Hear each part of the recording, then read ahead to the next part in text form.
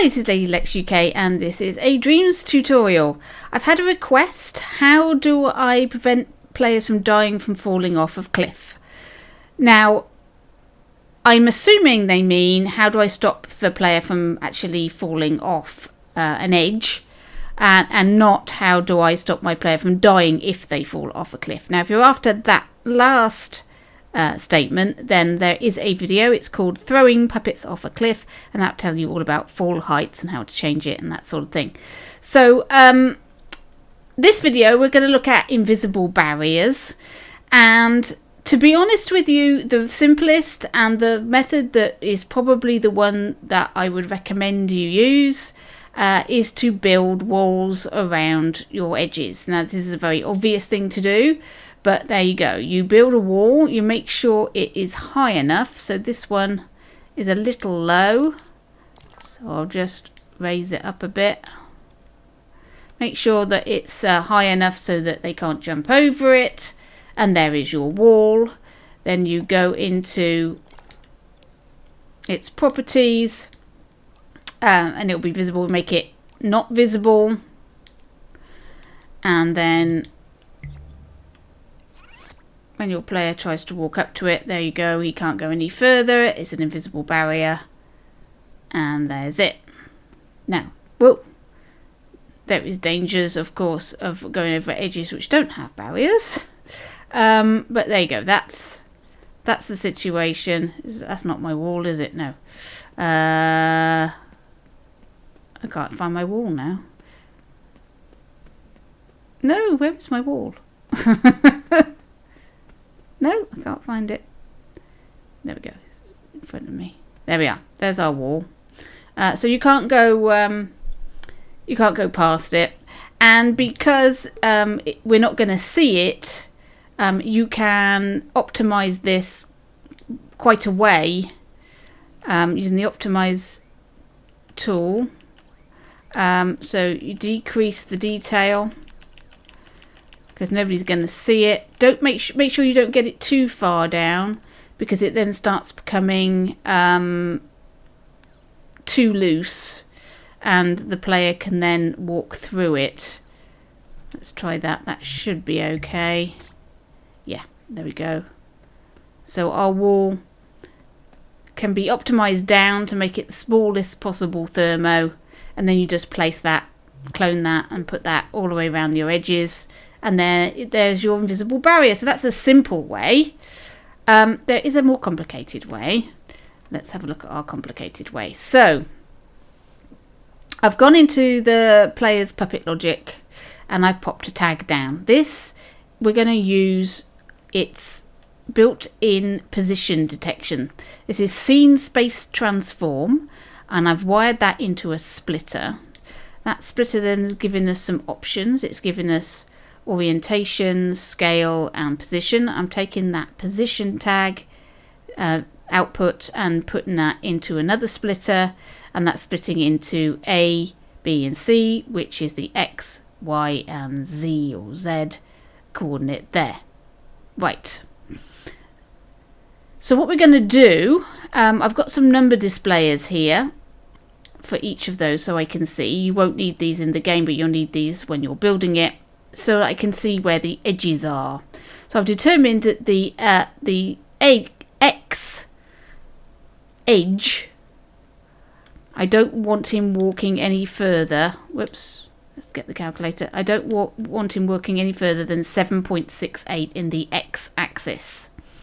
So I've got a calculator here, and I've wired up that A into the calculator, and I've got my edge here, and I'm saying if he goes any further than that, I'm going to omit this block.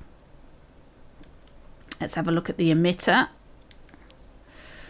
So the emitter I'm going to set at 0, 0, 0, and then infinity for everything. And there is a wire coming out of object just emitted that we're going to use to delete our object. Now, I did try it with emitted object lifetime, but what what was happening was if the player started moving forwards and forwards and forwards and forwards, they could get beyond the barrier. So that wasn't working. So I've done it this way. So now, once they've emitted an object has been emitted, then if the calculator is not in a dangerous position, if the number is less than 7.68 and we have an object emitted, then we're going to destroy that object. And I've got a destroyer tag on my block. Now, you would have this block to be invisible, but for the purposes of this, I'm going to have it visible so you can see what it's doing. And I'm just going to emit the block. Now, the position of this block makes a difference, actually, to how this works. I'm just going to pop the block just in his face, like that. I think that is what I want. Right, let's try this then. So we need to get over here where the x-axis number is going up. See, 2, 3, 4, 5, 6, 7. No. Boop.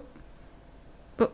There we go. He's trying to go through that area, but a block is being created. And it's pushing him back slightly. So the block is automatically being destroyed. But you see, he kept pushing forwards and that block didn't die. Whoa! Now, this is the problem with it.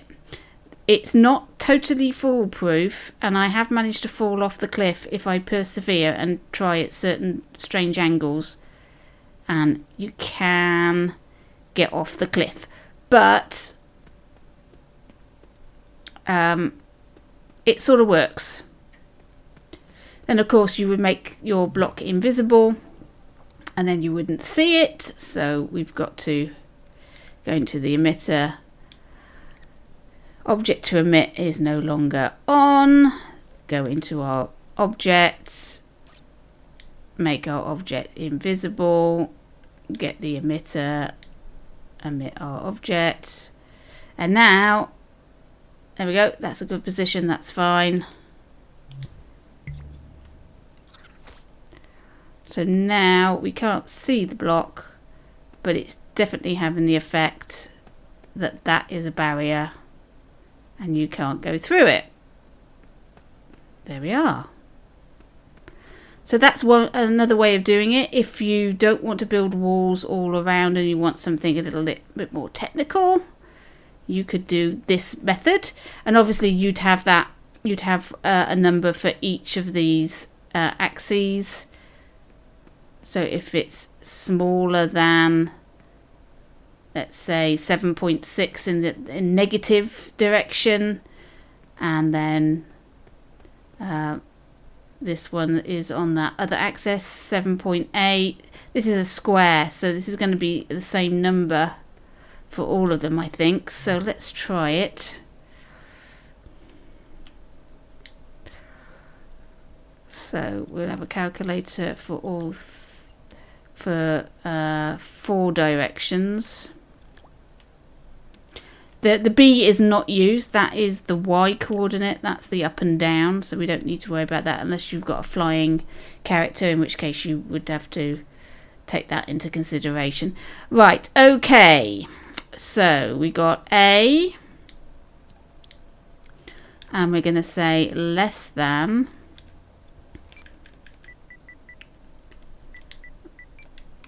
minus 768. And then we're going to emit. Okay. It's not this. And we'll do that. And that. And into our destroyer. Right, that should be it in the opposite direction. Let's see. So, where's our positive? There's our positive. Yeah, you can't go any further that way. Here's our negative.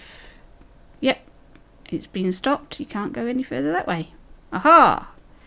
So that's how you would do it. So I've got barriers at either end of this. You can't go off. He's being stopped either side.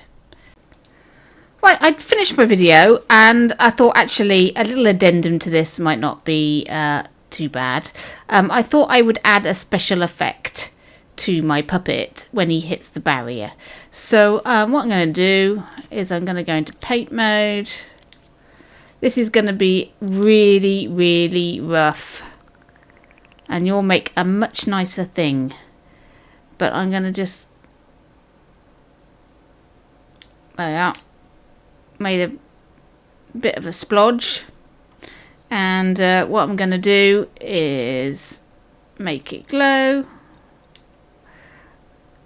Like that. Actually, I think I'll animate it as well. Let's make it throb and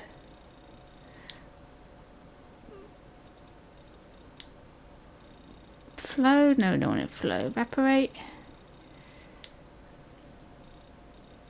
I think that's animating a bit. I don't want that. Okay, so that's going to animate when it's turned on. There it is. It's animating a little bit.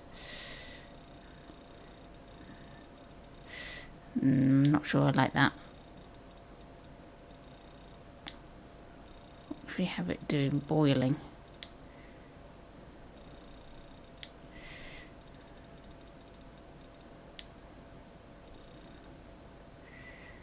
That's a little bit too much boil. There we go, something like that. Okay, so we've got, that's our special effect. And what I'm going to do is I'm going to link that up to the emitter and its power. Now, of course, we can't see it, so let's go into show and hide. Can we? Oh, no, we can't. Okay. Right, we better do the emitter last then in that case. Right, we'll grab our special effect and scope in to our puppet. Like so, and put that in front of him. Like that. And then let's scope in and add a wire to the power. Now let's see what that looks like.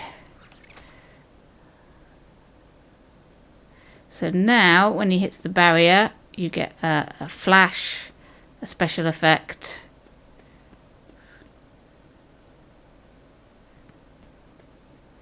Now, like I say, it is possible with determination and a really weird angle for your player to fall off. But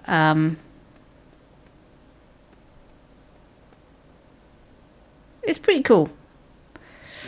And there's a special effect for a barrier. So I hope you enjoyed the video. There's a few things in there that even if you're not going to use it for maybe this method, just knowing that the tag has position coordinates in it might be useful to you. So I hope there was something in there for you. Thanks for watching, and I'll catch you in your dreams.